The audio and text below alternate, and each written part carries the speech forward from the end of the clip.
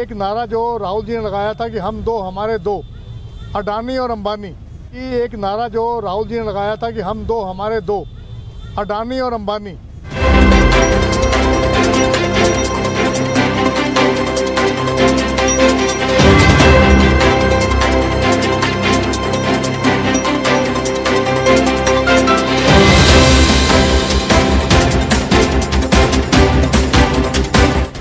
जो काले कानून हैं कृषि बिल के, उसके खिलाफ पेट्रोल, डीजल और गैस के सिलेंडर जिनके दाम आकाश छू रहे हैं, उसको लेकर आज हमारे जो यहाँ से सुधीर चौधरी जी हैं, जिन्होंने यहाँ से चुनाव लड़ा था, और उनके जितने भी साथी हैं हमारे, सब ने मिलकर यहाँ पटौदी जो हमारा ब्लॉक है यहाँ पर, और फरुखनगर के जो एरिया के जो गांव, वो भी लोग यहाँ आए हैं। ये हमारी कांग्रेस पार्टी जो हमारी प्रदेश अध्यक्ष हैं शैलजा जी, हमारे जो सीआरपी लीडर हैं भूपेंद्र सिंह हुड्डा, और ऑल इंडिया कांग्रेस कमेटी की तरफ से सोनिया जी का आदेश है कि लोगों को जागरूक करें कि जो तीनों काले कृषि कानून हैं, इनके बनने से किसान की हालत ख़राब हो जाएगी। 2006 में बिहार के अंदर APMC एक्ट ख़त्म कर दिया था। वहाँ पर कोई आड़त की दुकान नहीं है, वो अपनी धान, अपना सामान सब आज हरियाणा, पंजाब में लाकर बेचते हैं। अगर ऐसा हो गया तो आप किसान कहाँ जाएगा? दूसरा, जितनी भी जो ज़रूरत की चीज़ें, गेहूँ है, दाल है, चावल है, आलू है, प्याज है, इनके ऊपर जो स्टॉक की लिमिट थी उसको समाप्त कर दिया है। अगर उसको समाप्त कर दिया तो होर्डिंग हो जाएगी। यानी कि एक नारा जो राहुल जी ने लगाया था कि हम दो हमारे दो, अडानी और अंबानी सारा माल बाजार से खरीद लेंगे और राशन के लिए भी सामान नहीं दे पाओगे आप। तो इसका मतलब क्या होगा? महंगाई आकाश हो जाएगी, क्योंकि चंद लोगों के हाथ में सब कुछ आ जाएगा। तीसरी बात, जो कॉन्ट्रैक्ट फार्मिंग में है, उसके न्यायालय के दरवाजे ख़त्म कर दिए हैं उसके खिलाफ। देखो, सबसे बड़ी बात यह है कि जो अपमान किसानों का किया है, किसने अपमान किया? मोदी जी ने। उनको कहा परजीवी, यानी दूसरों पर आर से दूसरों को जो खून चूसते, यानी कि किसान को चिचड़ कह दिया। आप बताओ, इससे ज़्यादा अपमान और क्या करेगा अन्नदाता का? दूसरी बात, आंदोलनजीवी, यानी कि जो देश के स्वतंत्र सेनानी हैं, जिनके प्रयास से तिरंगा झंडा लेकर उन्होंने देश को आज़ाद कराया था, चाहे महात्मा गांधी हो, सुभाष चंद्र बोस हो, भगत सिंह हो, और जिनके इनके अपने खुद के सरवारकर जिन्होंने माफ़ी मांगी थी, उन्होंने भी आंदोलन किया था। और जो जितने भी देश के स्वतंत्र सेनानी हैं, उनका अपमान किया है। तो मोदी जी को स्वाभाविक रूप से माफ़ी मांगनी चाहिए, किसान से भी, और जो हमारे स्वतंत्र सेनानी जिन्होंने अपनी जान दे के देश को आज़ाद कराया था। तो हमारा ये कहना है कि सरकार जो न्यूनतम मूल्य है उसको कानून का रूप दें। ये कहते हैं कि हमने कह दिया कि न्यूनतम मूल्य मिलेगा, इन्होंने ये भी कहा था 2 करोड़ रोजगार देंगे, इन्होंने ये भी कहा था 15 लाख देंगे, फिर बाद में बोले जो जुमला है। जुमले की बात नहीं करें, कानून बनाएं जो मिनिमम। ये जो कानून है ये किसान विरोधी नहीं है, ये आम जो व्यक्ति है उसको दाल जो आज 100 रुपये मिल रही है 400 रुपये में देगा अडानी अंबानी। अब आपने देख लिया, जितने भी टावर थे वो किसने ले लिया? अडानी अंबानी ले लिया। अब इन्होंने पूंजी निवेश 49% से बढ़ाकर 74% कर दिया।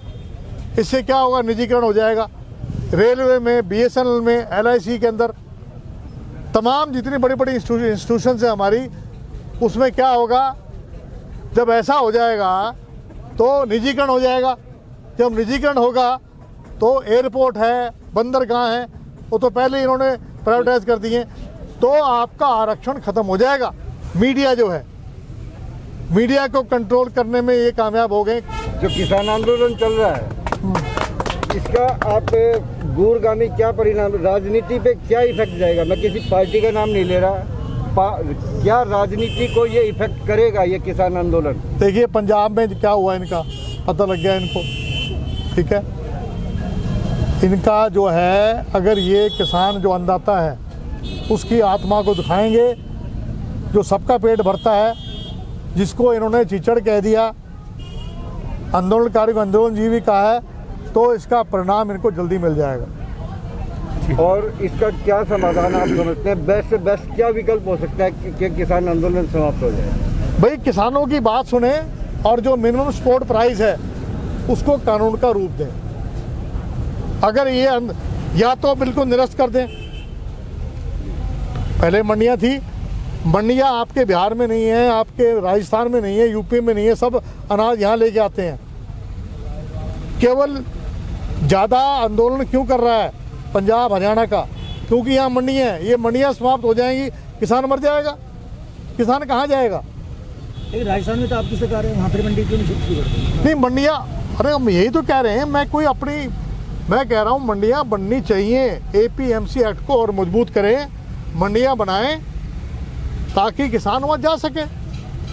ये मंडियों को समाप्त करने का मतलब क्या है इनका? ये जो अभी रिसेंटली विधानसभा चुनाव डिक्लेयर हुए हैं बंगाल को लेके प्लस अदर स्टेट, किसान आंदोलन का कितने % आप इफेक्ट मान रहे हैं कि वहाँ पड़ सकता है? देखो ये तो समय बताएगा, कोई मैं भविष्यवाणी तो मैं करने, लेकिन BJP का सुपड़ा साफ होने वाला है कि आम आदमी चारों तरफ से परेशान है, चाहे पेट्रोल हो, चाहे डीजल हो, चाहे रसोई गैस हो। और रही कटौती की बात, क्योंकि जो सारी थी वो सारी समस्या हमारे बड़े नेता ने बता दी। और आप कटौती की भी हालत जानते हैं, चाहे फ्लाईओवर की बात है, चाहे रोड बने हुए हैं, पानी गंदा है, चारों तरफ से कटौती में भी जो विकास होना चाहिए था वो विकास नहीं हो पाया। इन सारी समस्याओं को रखते हुए हम अपना एक विरोध प्रदर्शन के रूप में आपके बीच में मना रहे हैं। नाम है मेरा, मैं हरियाणा टैक्स ट्रिब्यूनल का रिटायर्ड जुडिशियल मेंबर रहा हूं और मैं ज़िला गुड़गांव का प्रभारी हूं। आपने बीच में कैप्टन साहब से एक सवाल पूछा था कि क्या कांग्रेस ने MSP लाई। आपको मैं याद दिला दूं इतिहास, 1965 और 66 में श्रीमती इंदिरा गांधी जी ने पहली बार इस देश में MSP को लागू किया था। 2003 में उन्होंने एक बिल लाया। उन्होंने क्या कहा था कि छोटा किसान जिसके 2.5 एकड़ 1 एकड़ ज़मीन है, 10 बोरी गेहूं की बेचना चाहता है, 5 बोरी सरसों की बेचना चाहता है, तो मंडियां नज़दीक से नज़दीक हों। वो ये कानून बना था कि 17 किलोमीटर के दायरे में मंडी होनी चाहिए। और आपके सोशल मीडिया के लोगों ने इस आंदोलन को बचाया है। और जब कभी भी हरियाणा के इतिहास में 1977 से लेकर के और 2004 तक जो भी सरकार किसान के साथ टकराई उसको जाना पड़ा है। यादव पूर्व मंत्री पटौदी से चुनाव लड़ चुके कांग्रेस के वरिष्ठ नेता सुधीर चौधरी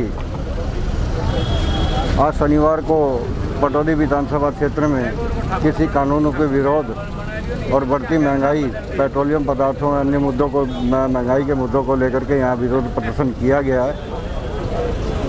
शिवचरण के साथ फतेह सिंह हो जाएगा।